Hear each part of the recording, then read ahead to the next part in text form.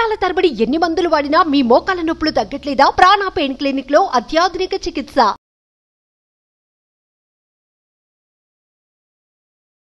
Hi hello నమస్తే welcome to our channel. Diabetes ఉన్నవారు యూజువల్గా ఈ రైస్ తినడం అనేసి చపాతీలు అనేవి తీసుకుంటూ ఉంటారు.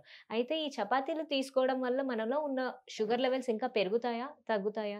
ఈ విషయాలన్నిటి గురించి కూడా తెలియజేయడానికి ఈరోజు మనతో పాటు ఉన్నారు డాక్టర్ చేతన్ రాజ్ గారు, హోమియోపతి ఫిజిషియన్. వారిని అడిగి మరిన్ని వివరాలు తెలుసుకుందాం. నమస్తే సార్. నమస్తే. సార్, యూజువల్గా డయాబెటీస్ ఉన్న పేషెంట్స్ ఏమనుకుంటారంటే రైస్ తిందామా అనేసి, దాని బదులు ఒక చపాతీయో 2 చపాతీలో తింటే మనకి సరిపోతుంది, కంట్రోల్లో ఉంటుంది అనుకుంటారు. అసలు అది ఎంతవరకు నిజం అంటారు? రైస్ తినడం ఆపేస్తారు మస్తు మంది డయాబెటీస్ వచ్చినాక.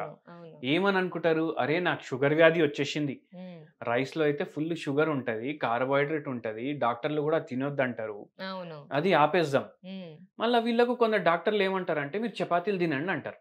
అయితే వీళ్ళు ఏం చేస్తారు, లంచ్ లో చపాతీలు, డిన్నర్ లో చపాతీలు, లంచ్ లో 3-4 చపాతీలు, డిన్నర్ లో 3-4 చపాతీలు, ఇట్లా చేయడం స్టార్ట్ చేస్తారు.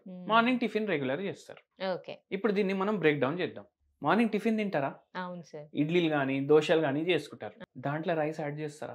ఉంటది కదా సార్. ఉంటది కదా. నైట్ మొత్తం ఫర్మెంటేట్ అవుతుంది. అవును. అయితే దాంట్లో కొంచెం కార్బోహైడ్రేట్ తగ్గుతుంది, ఎందుకంటే బ్రేక్ డౌన్ అవుతుంది, ఫర్మెంటేషన్ అవుతుంది కదా, జర బ్రేక్ డౌన్ అవుతుంది, అదన్నా జర హెల్తీ ఉంటుంది. మధ్యాహ్నం ఏం చేస్తారు, రైస్ అన్నది తింటారు, లేకపోతే చపాతీలకి ఇప్పుడు చేంజ్ చేసేసిండ్రు. ఒక పేషెంట్ ఇట్లనే ఏడికెళ్ళి వచ్చిందంటే కన్యాకుమారి మొత్తం టిప్ అది, ఆయనకు అసలు షుగర్ కంట్రోల్ ఉంటలేదు. ఆడికెళ్ళి వచ్చిండు, మనం మొత్తానికి తగ్గిస్తాం షుగర్ అని తెలిసి ఆడికెళ్ళి వచ్చిండు.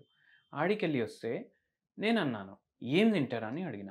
సార్ మార్నింగ్ ఇడ్లీలు దోశలు, మధ్యాహ్నం చపాతీలు, నైట్ చపాతీలు. మధ్యాహ్నం ఎన్ని చపాతీలు అని అడిగిన. 3 లేదా 2.5 3. నైట్ ఎన్ని అంటే 2.5 3. సరే అనేసి నేను ఓకే అన్నాను. ఇప్పుడు మార్నింగ్ మీరు ఏదైతే తింటున్నారో అదన్నా జర హెల్దీ, దాంట్లో కూడా రైస్ ఉంది కానీ అదన్నా జర హెల్దీ అన్నా నేను. అదేం సార్ అని అన్నాడు. అది ఫర్మెంటెడ్ అయింది, దీంతో కంపేర్ చేస్తే అది బెటర్ చపాతీలతోటి. మళ్ళీ డాక్టర్లే అంటారు కదా సార్ చపాతీలు తినాలి రైస్ తినొద్దు అంటే, నేను ఎక్స్ప్లెయిన్ చేసిన ఆయనకు ఏంటంటే ఇప్పుడు మార్నింగ్ అయితే ఫర్మెంటెడ్ తింటున్నారు, మధ్యాహ్నం మీరు రైస్ వదిలేసి చపాతీలు తింటున్నారంటే మీరు అంతే పెద్ద బ్లండర్ చేస్తున్నారు. నైట్ మీరు రైస్ వదిలేసి చపాతీలు తింటున్నారంటే అది కూడా బ్లండరే. ఎందుకు నేను చెప్తా. కూరగాయలు ఉంటాయి కదా, ఇప్పుడు బెండకాయ 1 కిలో తీసుకున్నాం మనం, దాంట్లో ఓన్లీ 5% కార్బోహైడ్రేట్ ఉంటుంది, ఓన్లీ 5%. ఏ కూరగాయ అన్నా తీసుకోండి మీరు, ఆలుగడ్డ వదిలేసి, కాకరకాయ, క్యారెట్లు, టమాటాలు, 5% to 10% కార్బోహైడ్రేట్ ఉంటుంది. అంటే 100 గ్రాములు లేదంటే 1 కిలోలో 1000 గ్రాములు ఉంటాయి. ఆ 1000 గ్రాములో 50 గ్రామే షుగర్ ఉంది దేంట్లో బెండకాయలో కానీ దొండకాయలో కానీ దేంట్లో అయినా. ఫ్రూట్లు తీసుకుందాం, కిలో ఏదన్నా మీకు నచ్చిన ఫ్రూట్ చెప్పండి మీరు. మ్యాంగో ఉంది కదా, మ్యాంగో తీసుకున్నాము, కిలో మ్యాంగో, దాంట్లో 15% కన్నా ఎక్కువ షుగర్ ఉండదు. అంటే 1000 గ్రాముల 150 గ్రామ్స్ షుగర్ ఉంది దాంట్లో. అట్లనే మనం రైస్ తీసుకున్నాం, ఇప్పుడు రైస్ తీసుకున్నాం మనం, రైస్లా కిలో రైస్ తీసుకున్నాం కదా, దాంట్లో 600 నుంచి 700 గ్రాములు షుగరే ఉంటుంది. అంటే అందరు ఏం చేస్తారు, మామిడికాయలు తినరు, షుగర్ పేషెంట్ తినరు, ఏమని అరే మామిడికాయలు తింటే మళ్ళీ షుగర్ పెరుగుతుంది. దాంట్లో ఫైబర్ ఉంటుంది, విటమిన్ సి ఉంటుంది, విటమిన్ ఏ ఉంటుంది, మినరల్స్ ఉంటాయి, షుగర్ ఉంటుంది, ప్రోటీన్ ఉంటుంది, అన్నీ ఉంటాయి. అన్కుక్డ్ అన్ప్రాసెస్డ్ ఫుడ్ అది చాలా బెటర్ అది రైస్ కన్నా. దాని గ్లైసిమిక్ ఇండెక్స్ కూడా రైస్ కన్నా తక్కువ ఉంటుంది.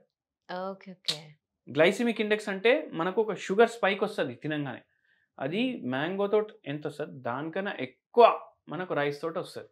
అయితే ఇప్పుడు రైస్ తోటి వస్తుంది, వీళ్ళు ఏం చేస్తారు, ఇది మానేసి చపాతీలు తినడం స్టార్ట్ చేస్తారు. ఇప్పుడు రైస్ లో 600 నుంచి 700 గ్రాములు ఉంది కదా షుగర్, ఈ చపాతీలు పిండి ఉంటది కదా, పిండి మీద కూడా ఉంటది.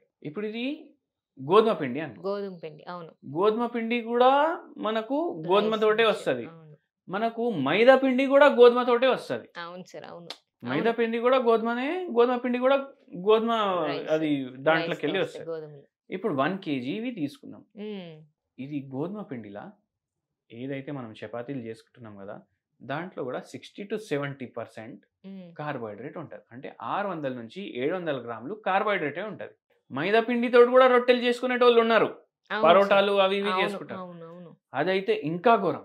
దాంట్లో 80 కూడా ఉంటది. అండ్ అది ఈజీగా డైజెస్ట్ కూడా అవ్వదు. అవును సార్, అవును. అది రబ్బర్ లాగా ఉంటది. అవును. అది కార్బోహైడ్రేట్ అంత రిచ్ ఉంటది దాంట్లో. అది ఈజీగా డైజెస్ట్ కూడా అవ్వదు. ఇప్పుడు వీళ్ళు ఏం చేస్తారు? చపాతీలు తింటారు. రైస్‌కి, చపాతీకి తేడా లేకుండా అయిపోతది. ఇంకా మనకు ఆ సంతుష్టి కూడా ఉండదు.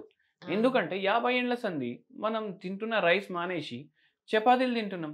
అండ్ ఇంకోటి, ఇంకా కొందరు ఏం చేస్తారు? బయటకెళ్ళి చపాతీలు కొనుక్కొని తీసుకొస్తారు. ఎందుకంటే ఇంట్లో చేయనీకి ఎవరు లేరు. అవును సార్, అవును. అప్పుడు ఏమైతది? బయట వండేటోడు ఆడు కరెక్ట్‌గా గోధుమ పిండి అన్నా కరెక్ట్‌గా తీసుకుంటాడా? లేదు. దాంట్లో మైదా పిండి కలుపుతాడు. పాయిజన్‌ని ఇంకా పెద్ద పాయిజన్‌లాగా తయారు చేస్తుండాడు. అప్పుడు ఏమైతది? షుగర్ స్పైక్ ఇంకా ఎక్కువైతది. అందుకే ఆ మైండ్‌లోకెళ్ళి నోషన్ తీసేయండి. నేనేమంటా, మీకు ఏది ఇష్టం ఉంటే అది తినండి. కానీ లిమిట్‌ల. Portion control. మార్నింగ్ 2 దోసలు తినాలనిపిస్తుంది. ఒకటే దోస తినండి.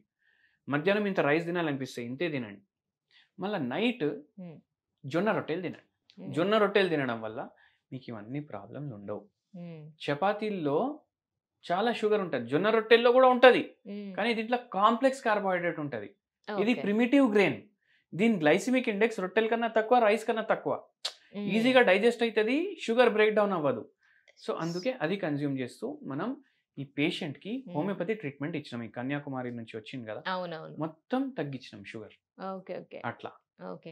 సరే అండి. అలానే ఇప్పుడు చాలా మందికి డయాబెటిస్ టెస్ట్ చేసుకున్నప్పుడు ప్రీ డయాబెటిక్ అని వస్తాయి కొంతమందికి రిపోర్ట్స్‌లో. అయితే అసలు ఈ ప్రీ డయాబెటిక్ అంటే ఏంటి? మనకి ఈ ఇప్పుడు ప్రీ డయాబెటిక్ అని చూపిచ్చింది అంటే వాళ్ళకి ఖచ్చితంగా షుగర్ వస్తుంది అని మనం అనగలమా సార్? ఖచ్చితంగా షుగర్ ఉంటది అని గ్యారంటీ లేదు. ప్రీ డయాబెటిక్ అంటే ఏంది నేను చెప్తాను. ఇంతకుముందు ప్రీ డయాబెటిక్ గురించి ఎవరు డిస్కస్ చేయకపోతుండే. డయాబెటికా, నాన్ డయాబెటికా అని అడుగుతుండే అంతే. అవును. ఇప్పుడు ప్రీ డయాబెటిక్ అని రేంజ్ ఎందుకు వచ్చిందంటే, మీరు డయాబెటీస్ వచ్చే స్టేజ్‌లో ఉన్నారు. ఇంకా రాలేదు మీకు. ఓకే. డయాబెటీస్ వచ్చే స్టేజ్‌లో ఉన్నారు. ఇప్పుడు కూడా మీరు ఎటువంటి మందులు లేకుండా దీన్ని మళ్ళా రివర్స్ చేసుకోవచ్చు. అట్లా. సో దాన్ని ప్రీ డయాబెటిక్ అంటారు. Okay, okay. So pre diabetic అని వస్తే వాళ్ళకి షుగర్ కంప్లీట్‌గా వచ్చినట్టు కాదు గానీ ఒక సిగ్నల్ లాగా అనుకోవచ్చు. సిగ్నల్ లాగా. యెస్, ఇప్పుడు యెస్. గ్రీన్ లైట్ ఉంటది, రెడ్ లైట్ ఉంటది, ఆరెంజ్ లైట్ ఉంటది. Yes, yes. ఇప్పుడు రెడ్ లైట్ అంటే ఆగు. అంటే షుగర్ వచ్చేసింది. ఆరెంజ్ లైట్ అంటే రెడీ ఉండండి ఎళ్ళడానికి అనేసి. సో అట్లా రెడీ స్టేజ్‌లో ఉంది అది. Okay, green okay. లైట్ అంటే షుగర్ లేదు అట్లా. ఓకే. సో మరి ఇప్పుడు ప్రీ డయాబెటిక్ వచ్చిన వాళ్ళు ఎలాంటి ఫుడ్ తీసుకుంటే వాళ్ళకి షుగర్ దాకా వెళ్ళకుండా ఉంటదంటారు? స్మోకింగ్ చేస్తున్నారంటే ఆపేసేయాలి ఇమ్మీడియేట్. Alcohol okay. తీసుకుంటున్నారంటే ఆపేసేయాలి ఇమ్మీడియేట్. ఈ 2 చేయాలి. 8 గంటలు మంచిగా పడుకోవాలి. దేని గురించి పట్టించుకోదు. రేపేమైతది, ఎల్లుండి ఏమైతది, డబ్బులు ఏడికెళ్ళొస్తాయి, పిల్లల చదువు ఎట్లా, ఇవన్నీ మైండ్‌లో పెట్టుకోవద్దు. అన్నీ అయ్యేటివి అయితూనే ఉంటాయి. అవును. అన్నీ అయ్యేటివి అయితూనే ఉంటాయి. సో అవన్నీ పట్టించుకోవద్దు. ఎందుకంటే stress is the main cause for sugar. Okay. Stress ఉంటే మనం ఎక్కువ తింటాం. సో స్ట్రెస్ ఈటింగ్ చేస్తాం. సో స్ట్రెస్ పెట్టుకోవద్దు. మళ్ళీ దాని తర్వాత daily half an hour walking చేయాలి. ఇవి చేసుకుంటా మంచిగా మీకు ఉన్నది కూడా పోతది. ప్రీ డయాబెటిక్ మీకు షుగర్ వ్యాధి కూడా రాదు. షుగర్ వ్యాధి ఉన్నోళ్ళు మనం కన్సల్ట్ అవ్వచ్చు. షుగర్ వ్యాధి బాడీలోకెళ్ళి బయటికి తీసి పడేసేయడానికి. Thank you so much sir. చాలా మంచి ఇన్ఫర్మేషన్ మన వ్యూయర్స్‌కి అనేది తెలియజేశారు. Thank you.